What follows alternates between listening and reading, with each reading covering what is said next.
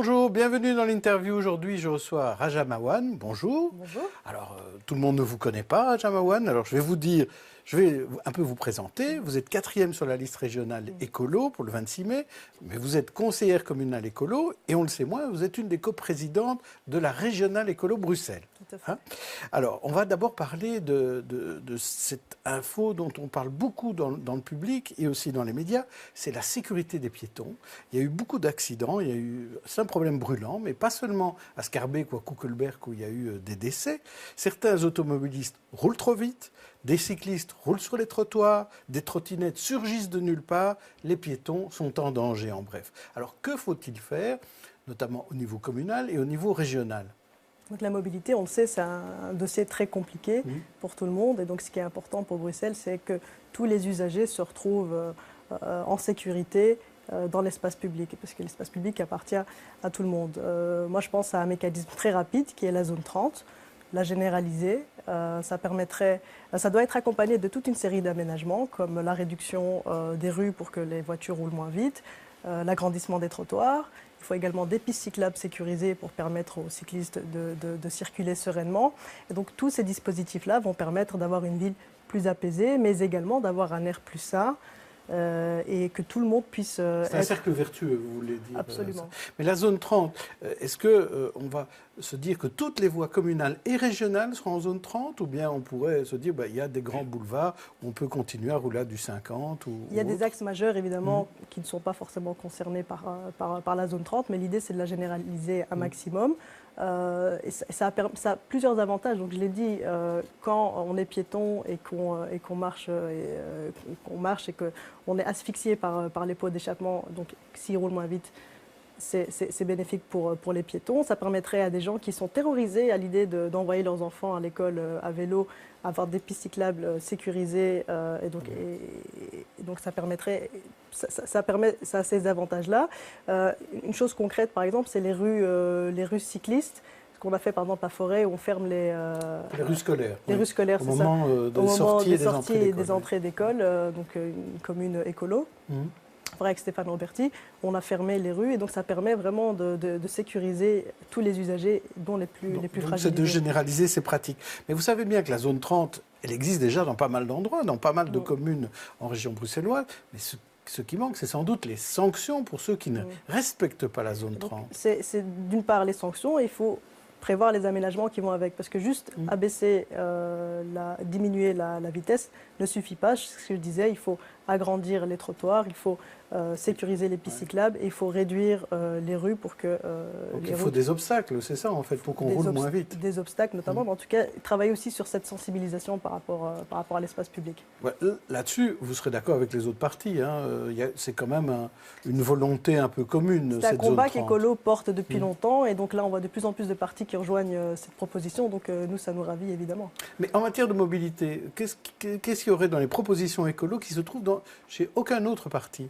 Est-ce qu'il y a quelque chose de spécifique ?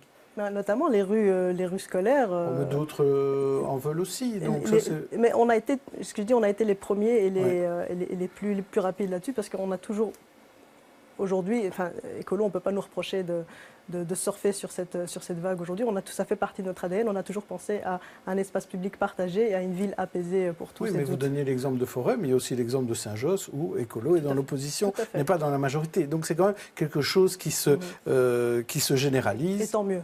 Voilà, tant mieux. Alors parlons un peu du climat. Hein. La mobilisation des plus jeunes pour préserver le climat ne faiblit pas, même s'ils étaient un peu moins nombreux aujourd'hui lors de cette 12e manif du climat. Les agriculteurs les ont rejoints. Est-ce que les communes en font assez ? Est-ce que la région en fait assez ? Donc, ce que je veux dire sur le climat, c'est que c'est un défi majeur. C'est le défi majeur de ce siècle. Et donc, lutter contre le dérèglement climatique, c'est lutter pour la survie de l'humanité. Et donc, c'est important de voir que la mobilisation ne faiblit pas malgré la loi climat qui a été enterrée par le Parlement fédéral. C'est important que ça ne faiblisse pas. Et ce qui est important aussi au niveau du climat, c'est qu'on a été des millions et des millions... depuis 12 semaines, on a été des millions dans le monde entier, vous voulez dire. Dans le monde entier, mais en Belgique, je pense que tout le monde a au moins participé, enfin, tout le monde. En tout cas, beaucoup ont participé au moins une fois à ces manifs climat. Au niveau communal, on le voit, on est en majorité dans plusieurs communes à Bruxelles. C'est à chaque fois installer un échevin du climat. Donc je pense à toutes ces petites initiatives qui font qu'on améliore le climat. Je pense à l'initiative de Benoît Hennings par rapport au Mannequin Peace, par exemple. C'est-à-dire oui. Le Mannequin Peace, son jet d'eau était de l'eau potable. Et en fait, là, on est parti sur un circuit fermé qui c'est toujours le même mot qu'on utilise pour le Mannequin Peace, en fait, c'est ça. Mais au niveau de la région, est-ce que là, il y a des choses supplémentaires à faire? Il y a déjà la zone basse émission, est-ce qu'il y a d'autres choses à faire? Il faut continuer sur ces enjeux-là, évidemment. La zone basse émission, il faut continuer à l'accompagner. Il faut, comme on l'a dit, partir, c'est global. Donc, c'est investir plus dans les espaces, dans les transports publics, c'est plus d'espaces verts dans les rues, parce que c'est important. Mais, Raja Mawen, je vais vous proposer 3 solutions drastiques que l'on pourrait prendre à la région bruxelloise. La première, c'est isoler tous les bâtiments, privés et publics. 2, introduire une taxe kilométrique. Ou 3, taxer la viande. Alors, quelle est, parmi ces 3-là, celle qui vous plaît le plus? Celle qui est la plus parlante pour moi, c'est isoler les bâtiments, parce qu'on voit que l'écart énergétique, c'est important, et donc c'est là qu'on peut faire des économies. C'est bon pour le portefeuille et c'est bon pour le climat, l'isolation des bâtiments, et publics et privés. C'est ce qu'on essaye de faire avec Écolo, et donc à continuer cet investissement autour de l'isolation des bâtiments. Et qui doit payer pour les bâtiments privés? Est-ce que c'est le privé lui-même qui des primes que la région donne? Il faut encourager, évidemment, avec des primes, l'isolation des bâtiments et tous les bons comportements. Alors hier, Bart De Wever débattait avec Jean-Marc Nollet, et Bart De Wever a dit « Le programme d'Écolo est pire que celui du PS », et dans ce programme, on cite 50 fois le mot « taxe ». C'est vrai que parfois, on a peur que le financement de toutes vos mesures passe par des taxes. Qu'est-ce que vous avez à répondre? Moi, ça me fait doucement rigoler quand on parle d'écologie punitive, parce que la punition, on est en train de la vivre là maintenant. Donc on est la dernière génération à pouvoir faire quelque chose et à pouvoir changer les choses. C'est-à-dire que oui, la transition écologique va coûter, mais si on ne fait rien, c'est le coût de l'inaction qui va coûter encore plus cher en fait. Et donc, je pense que dans la transition écologique, il y a des choses qui sont intéressantes. C'est créateur d'emplois, puisqu'on voit qu'il y a plein d'emplois qui vont disparaître. Et donc, il faut pouvoir accompagner tous ces parcours de vie et sécuriser tout ce changement qui vont être faits par rapport à la transition écologique. Et pour moi, donc, c'est un tout. Et la transition écologique, elle doit être inclusive, elle doit être sociale, ou elle ne pourra pas l'être. Mais on reste sur le principe du pollueur-payeur ou de taxer les mauvais comportements. Sauf qu'avec les recettes, on devrait les allouer aux personnes qui sont les plus fragilisées. Parlons du logement molenbeekois, puisque vous êtes de Molenbeek. Cet après-midi, 2 responsables de l'ancienne majorité communale molenbeekoise vont passer en commission pour éclaircir leur responsabilité ou pas sur le scandale du logement molenbeekois.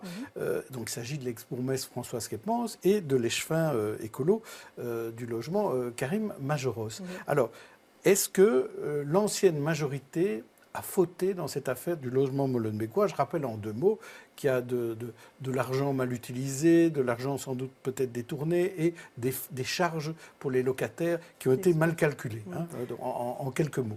Alors, c'est parti d'un audit qui est en fait un audit accablant et qui pointe la responsabilité surtout du directeur qui n'était pas assez rigoureux dans sa gestion. Or, le logement molenbeekois mérite un management rigoureux et professionnel. C'est des choses qui existent, qui a mis la lumière sur depuis 20 ans, depuis plus de 20 ans, cet organisme est très mal géré. Le rapport pointe également le rôle de la SLRB qui a sans doute mal ou pas assez correctement fait son travail de tutelle là-dessus. Donc j'espère que la Commission va sortir des... va faire la clarté là-dessus. Mais est-ce que la commune n'aurait pas dû aussi se rendre compte, même si ça ne concerne pas que des molenbeekois, ça s'appelle logement molenbeekois, mais ce n'est pas que des molenbeekois, est-ce que la commune n'aurait pas dû aussi, à un moment donné, se rendre compte qu'il fallait faire quelque chose? Tout à fait. Et donc, sur Karim Majoros, il était échevin du logement, mais il n'avait pas la tutelle sur le logement molenbeekois. C'est-à-dire que... c'est un peu bizarre, non ça c'était le cas avant qu'on soit en majorité, avant qu'Écolo soit en majorité, c'est le cas encore aujourd'hui. L'échevin du logement n'a pas, dans son champ de compétences, la tutelle sur la CISP et donc sur le logement molenbeekois. La commune, il n'était même pas administrateur de ça. C'était la bourgmestre qui était. C'était la bourgmestre qui était, et donc la commune était représentée donc, par la bourgmestre et également par... Donc s'il fallait refaire cela, vous n'auriez pas accepté cette scission des responsabilités? À voir, il faut analyser, on verra ce que la commission fera comme recommandation, mais en tout cas, Karim Majoros n'était pas administrateur, il n'avait pas cette tutelle-là, Et la commune était représentée via, via la bourgmestre, également via le président Michel Eilenbosch. Alors, vous êtes coprésident de la régionale écolo, je le dirai au début. Alors, vous avez donc un œil sur ce que font les élus écolos dans la région bruxelloise. Alors, vous avez peut-être vu que la Ligue contre l'antisémitisme avait mis en cause l'échevine de l'égalité des chances à Schaerbeek. Siam a dit oui pour une ancienne vidéo où elle faisait une quenelle, signe qualifié d'antisémite. L'échevine reconnaît les faits, mais attribue cela à une blague de jeunesse. C'était il y a quelques années. Alors, qu'en dit la responsable écolo de la région? Donc, il faut replacer le contexte déjà de l'époque. C'était il y a près de 10 ans. C'était une vidéo humoristique parodique où Siam Adiwi a fait un geste qu'elle regrette aujourd'hui. Je pense qu'elle n'a pas mesuré la portée politique. Je pense qu'il n'y avait aucune portée politique dans son geste. C'est une erreur de jeunesse. Elle l'a reconnue. Nous l'avons entendu au sein d'Écolo. On a totalement été rassurés sur le fait qu'elle n'avait pas...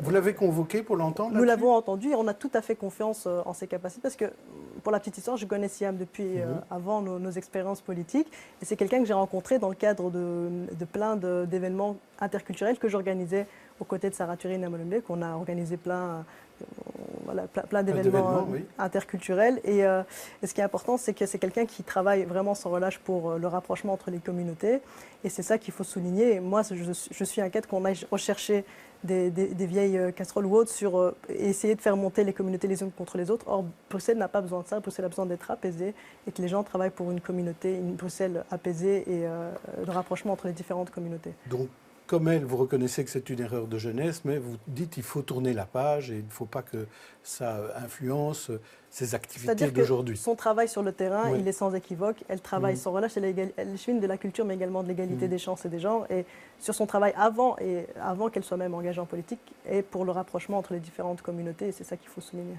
Très bien. Merci beaucoup, Raja Mawad, d'être venu nous expliquer tout ça. On vous connaît mieux maintenant. Merci. Et demain, vous retrouverez Stéphanie Meyer pour l'interview. D'ici là, bonne journée, bonne soirée à tous.